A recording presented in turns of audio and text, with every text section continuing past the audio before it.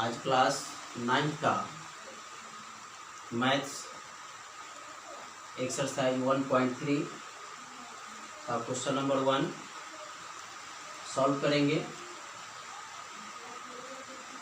1.2 तक आप सभी क्वेश्चंस को बना लिए होंगे, क्योंकि समझाते हुए हमने वर्क दिया था। आज क्वेश्चन नंबर 1 एक्सरसाइज 1.3 का क्या कहा जा रहा है, इसको पहले समझेंगे हम लोग। Write the following in decimal form.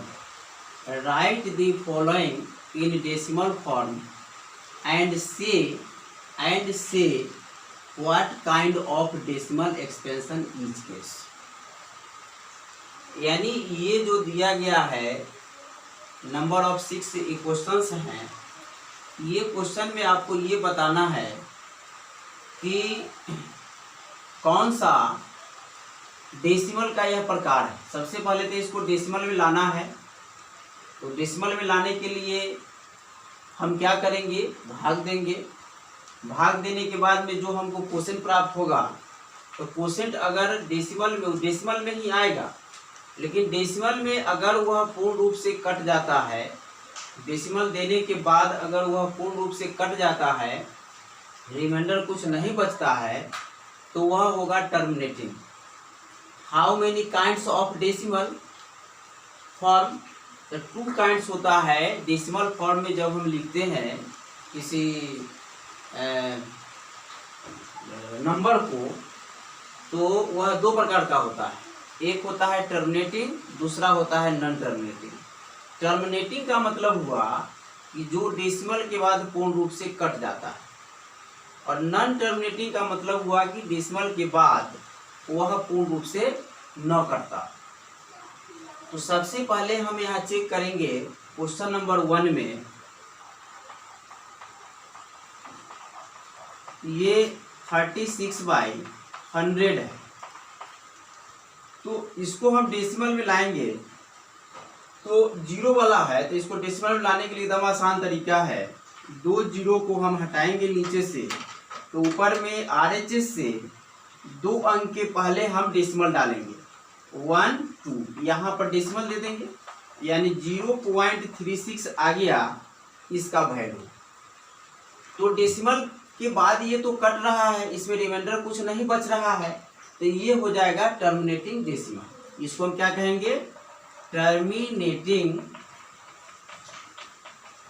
Decimal. ये टर्मिनेटिंग डेसिमल हो गया। और टर्मिनेटिंग भी हुआ क्योंकि यह क्या किया, कट गया डेसिमल के बाद। दूसरा है 1/11।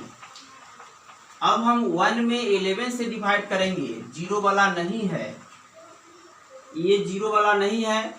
आप 0 काट करके इसमें आप डेसिमल नहीं दे सकते हैं। इस स्थिति में हम क्या करेंगे, ऊपर वाला में नीचे वाला से भाग करेंगे।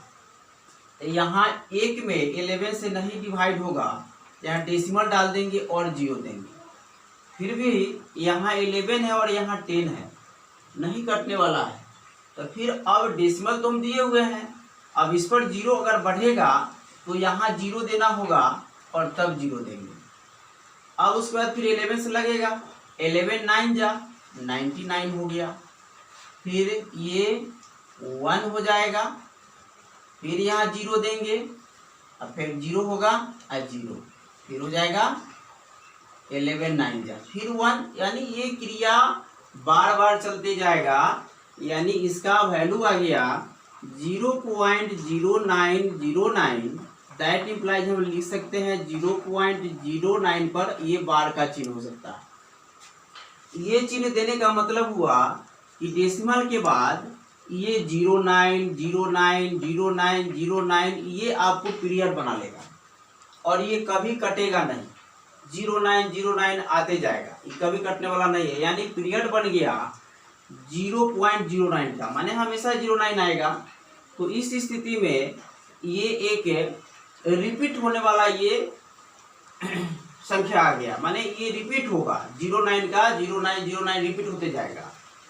तो ये जो है नॉन टर्मिनेटिंग हुआ, क्योंकि डेसिमल के बाद ये कटा नहीं, तो इसको हम कहेंगे नॉन टर्मिनेटिंग तो होगा, लेकिन ये रिपीटिंग होगा, है ना, क्योंकि रिपीट हो रहा है 09 का।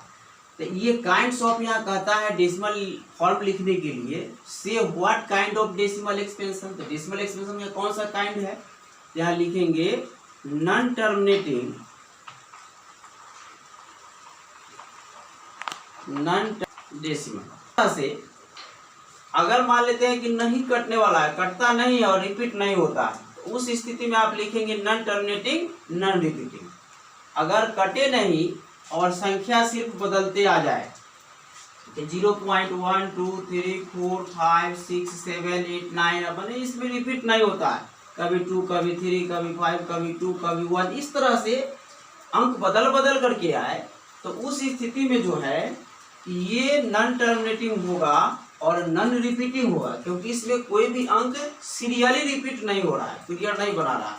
तो ये हो जाएगा नॉन टर्मिनेटिंग और नॉन रिपीटिंग। लेकिन जब पीरियड बनाए और कटे नहीं, तो ये हो जाएगा टर्मिनेटिंग एंड रिपीटिंग डेसिमल। इस क्वेश्चन नंबर 1 जो बच गया शेष 3 4 5 6, इसमें 4 क्वेश्चन और बच गए हैं, इसको इसी तरह से आप बना लेंगे।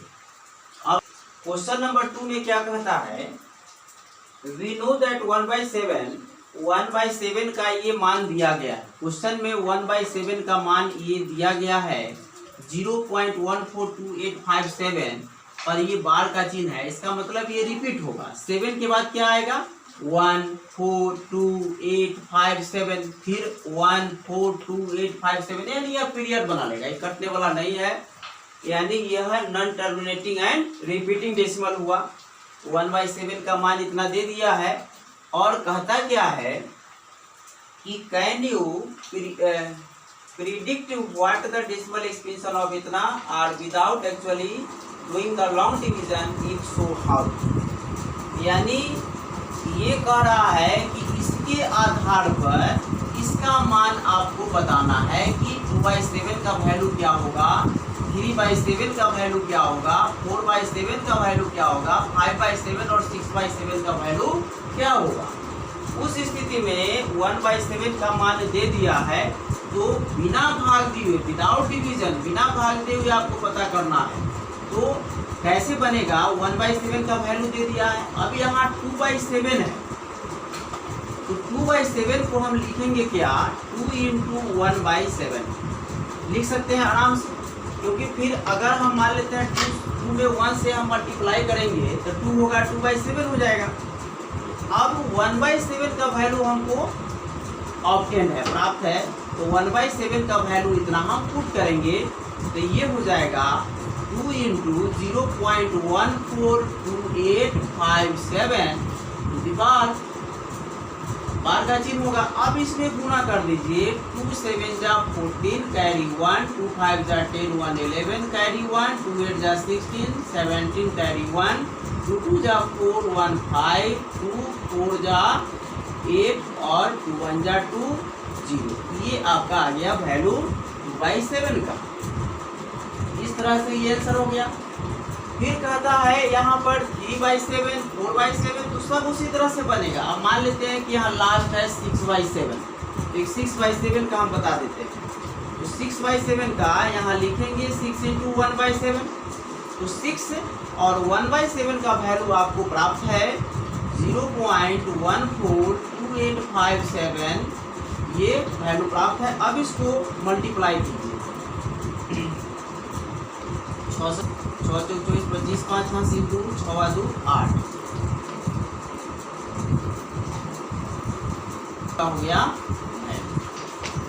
तो इस तरह से अब जो बच गया 3/7 4/7 और 5/7, ये तीनों का वैल्यू आप फाइंड कर लेंगे, इसी मेथड से बन जाएगा। क्वेश्चन नंबर बस 1 और 2 रहने दीजिए, आज का यही क्लास ही होगा। क्वेश्चन नंबर 1 और 2 कंप्लीट कर लेंगे, फिर नेक्स्ट क्लास में नेक्स्ट क्वेश्चन, दैट्स ऑल।